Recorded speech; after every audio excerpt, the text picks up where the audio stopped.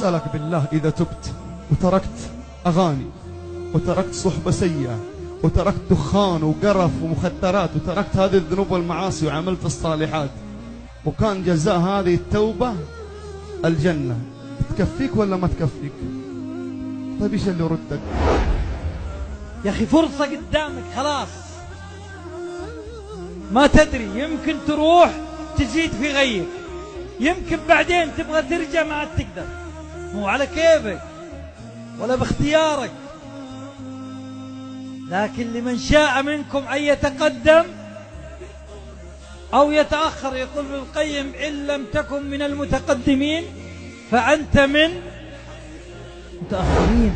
أنت يا صاحب الذنوب والمعاصي يذوقك الله الهم والغم بسبب الذنوب والمعاصي، هذا يسميها الله في القرآن إيش؟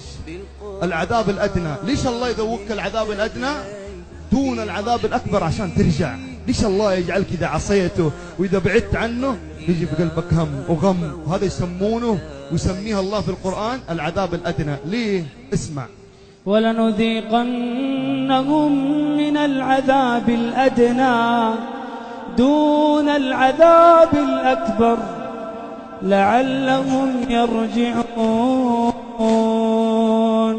ظهر الفساد في البر والبحر بما كسبت أيدي الناس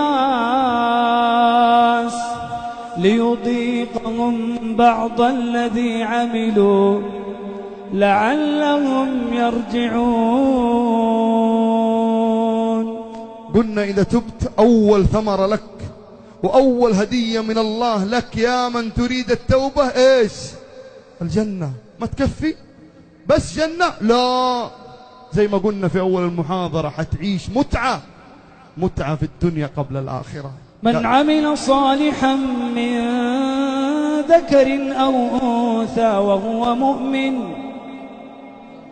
فلنحيينه حياة طيبة وأن استغفروا ربكم ثم توبوا إليه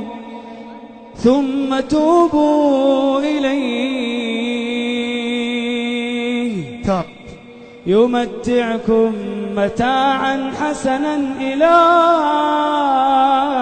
أجل مسمى.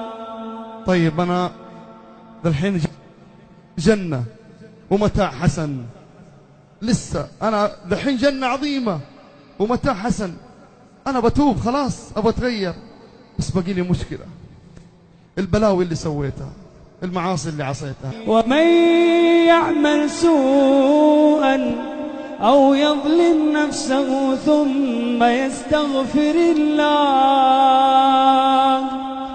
يجد الله غفورا رحيما.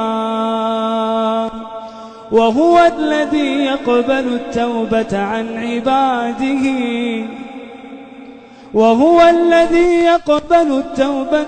عباده ويعفو عن السيئات. يا شيخ أنا جالس معك ما صليت العشاء. ويعفو عن السيئات. جالس معك على جنابة. ويعفو عن السيئات. نكسر الحشيش في جيبي. ويعفو عن السيئات. زنا. ويعفو عن السيئات ويعلم ما تفعلون. لواط. إلا من تاب وآمن وعمل عملا صالحا فأولئك يبدل الله سيئاتهم حسنات وكان الله غفورا رحيما.